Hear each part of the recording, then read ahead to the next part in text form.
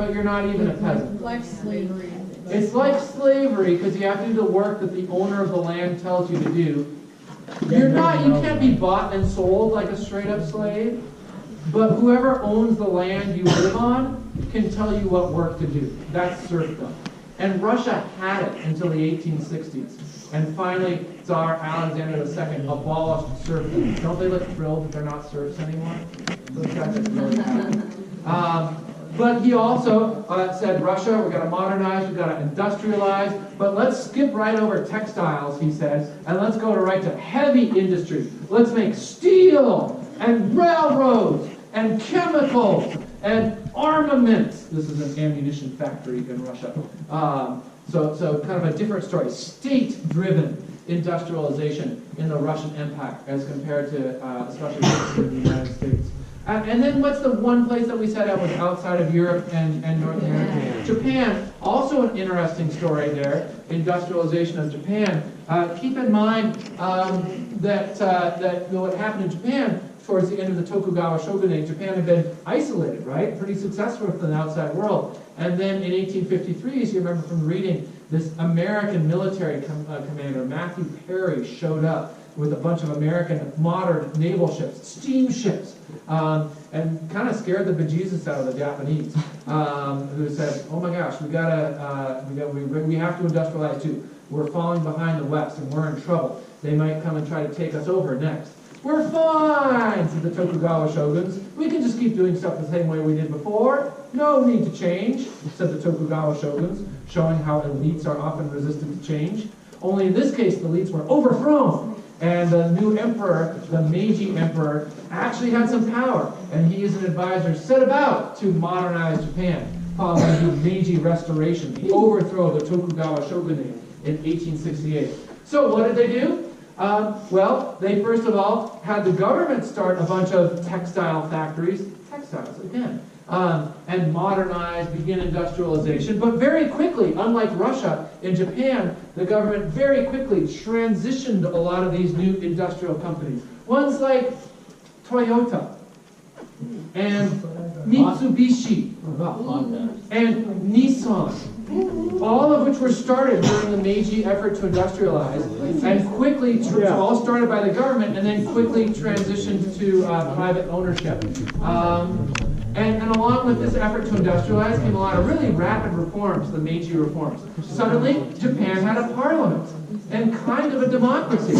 Suddenly, Japan had public education. Suddenly, Japan had a really boss military too. Machine guns, steamships. Japan's government-led industrialization effort worked dramatically well. And was itself kind of part of this thing called the Second Industrial Revolution. Hey, what should we remember about the Second Industrial Revolution? What were the key industries? Steel and chemical. Yeah, well, remember, this is just the bill cut card. You can kind of gloss over this.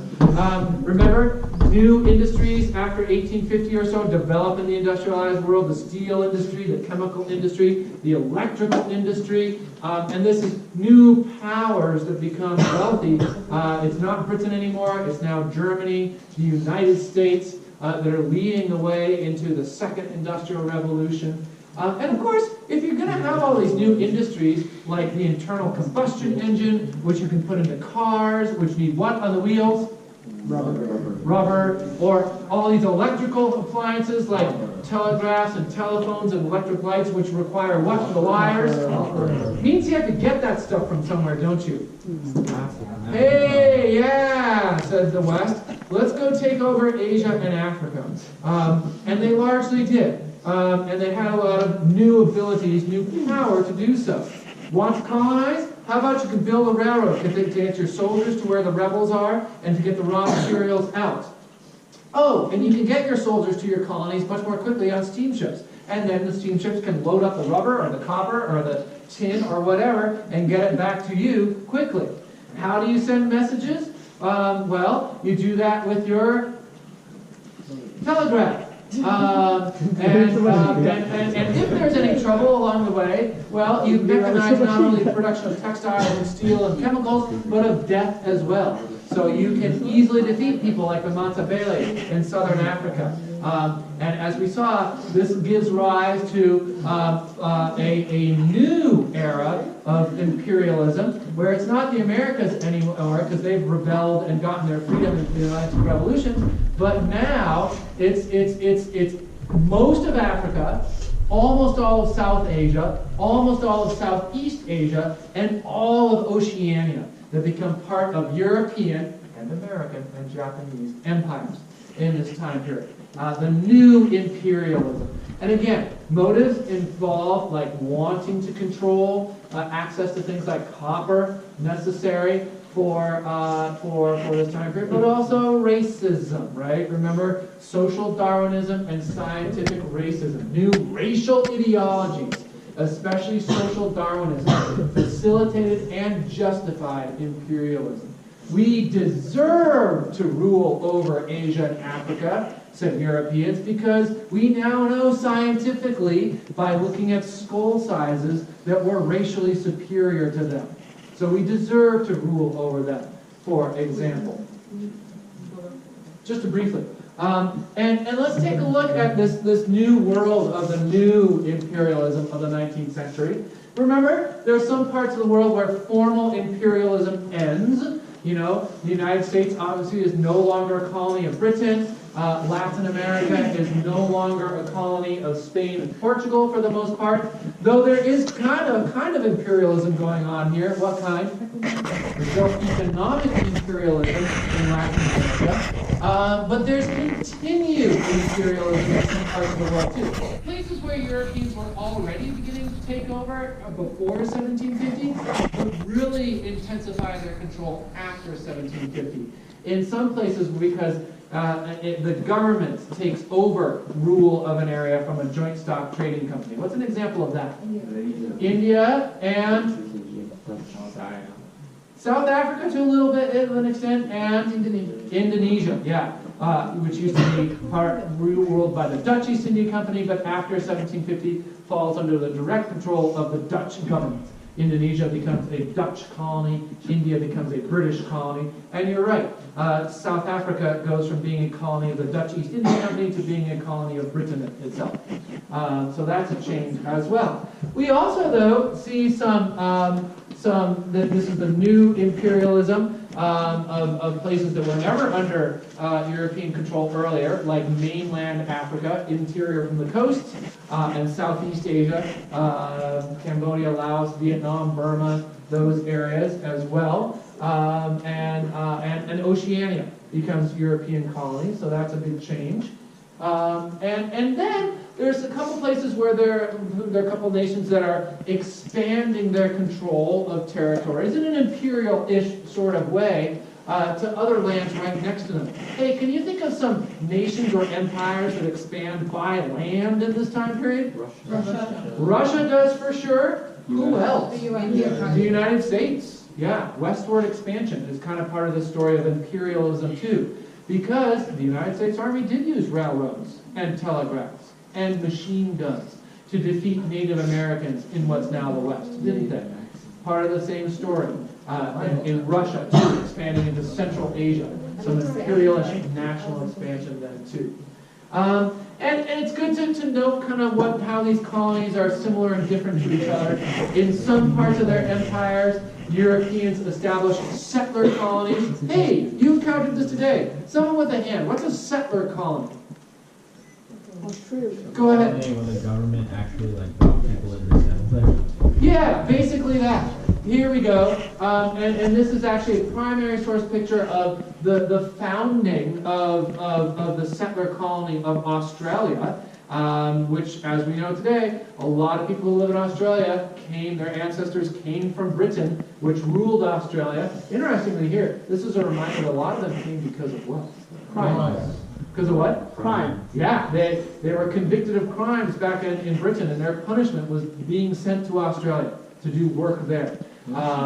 So British and the Irish become a majority in Australia, a convict settlement, New Zealand, and Canada. Prime examples of settler colonies.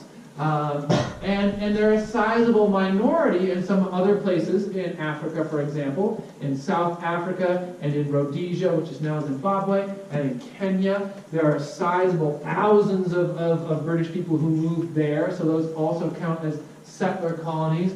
And Algeria in North Africa, a French colony from 1830 to 1962. The French are a sizable minority. By 1962, there are more than 1 million French people living in Algeria. Definitely a settler colony. And there's a lot of resistance, too, as this new imperialism takes hold. There's a lot of resistance. Hey, where is this resistance to Western imperialism happening? China. Yeah, here's a picture of, remember this The Boxer rebellion? Rebellion. Here's the Boxer Rebellion. There's a lot of anti-colonial movements beyond the West where people are trying to end or prevent imperial control from the West. We'll remember the biggest example is probably the Indian Rebellion of 1857 to 1858, but the Boxer Rebellion in China, which was theoretically against the Qing dynasty, but really against the way the Qing dynasty was allowing foreigners to take a lot of control of China. That's resistance to Western imperialism. And in sub-Saharan Africa, there are resistance movements, rebellions, sabotage that happened against the European rulers from the Mediterranean to the Cape of Good Hope. Throughout European-ruled Africa, there was resistance. And in response, a lot of parts of the world that were neither part of the West nor formal colonies did attempt, as we've seen, different kinds of reform. Who's this?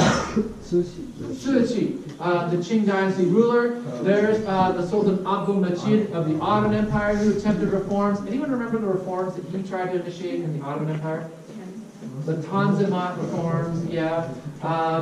There's also, though, as we'll recall, economic imperialism, even of places that weren't formally part of European empires. There was a lot of European control. Here, the British enforcing their right to sell what?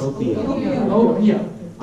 Industrial enforced economic imperialism. What's industrial about that painting we've looked at several times? The British defeat the Chinese, you're right, Zachary, I think it was, with this, Brandon sitting next to Zachary, with a steamship. So that helps too. I guess this is out of order because this is another example of a rebellion, an anti-imperial rebellion. This one, remember the Taiping Rebellion, how its leader thought he had a particularly interesting relationship to a particular divinity? Yeah, Hongqiu tried to believe he was Jesus' little brother. Remember that? Kind of an interesting religious idea. And millenarianism. Just a reminder here that millenarianism is this idea that the world is going to end soon, but the religious people, the followers of Hongqiu, for example, will be saved. So join our rebellion. Alex? I think the actual reason for the computer bill is like he felt the civil service example like 3 times before. Yeah, he did. Yeah, he's like, screw this, let's just... Yeah. Exactly. Yeah. So you know, there's others of these that happen. The ghost dance movement in the United States, for example.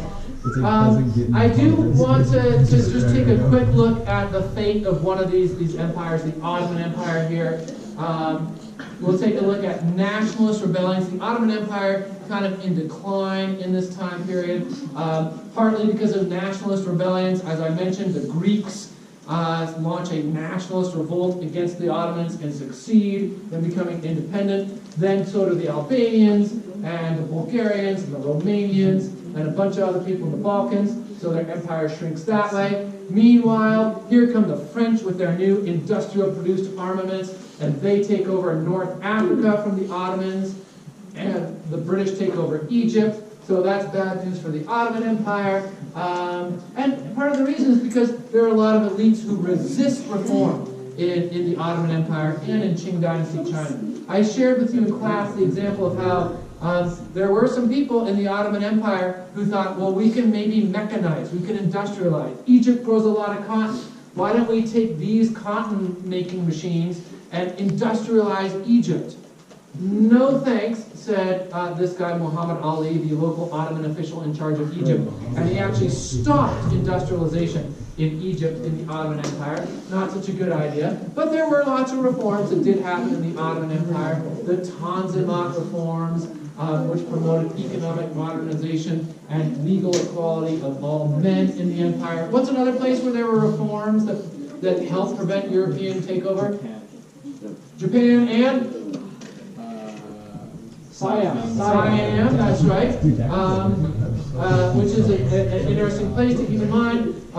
Siam, which was kind of on the periphery, remember it was right on the edge of Britain and France's Asian empires, is another example, like Japan and like China and the Ottoman Empire to a lesser extent, of a state whose leaders pursued policies of modernization and westernization, along with maintaining cultural sovereignty, defensive modernization.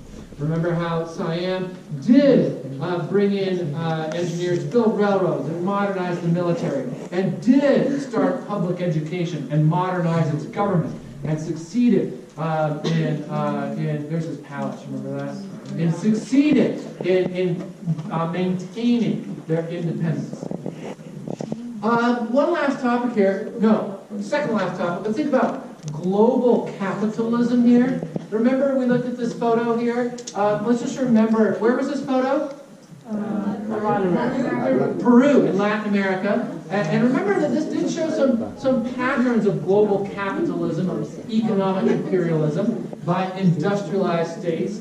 Remember, for example, it was American and British investment that largely built the railroads in Latin America, mostly so that they could take out things like copper from Bolivia and Chile, on this train probably, an example of a place outside the industrial world producing and exporting a single natural resource. Chile and Bolivia pretty much made all their money by mining and exporting copper to the west. And going in are those rails, manufactured rails, an example of industrialized states seeking out new consumer markets for their finished goods. America was making a lot of steel. Who's going to buy all this steel? Let's see if we can't sell it in Latin America too. And they did. Of course, this rapid development of industrial production contributed to the decline of economically productive, agriculturally based economies like cotton spinning and weaving in India. There's that Indian artisan who's going out of business. And all of this new global capitalism, this global industrial system, was fueled by a lot of transnational corporations. The global nature of trade and production contributed to a proliferation of large-scale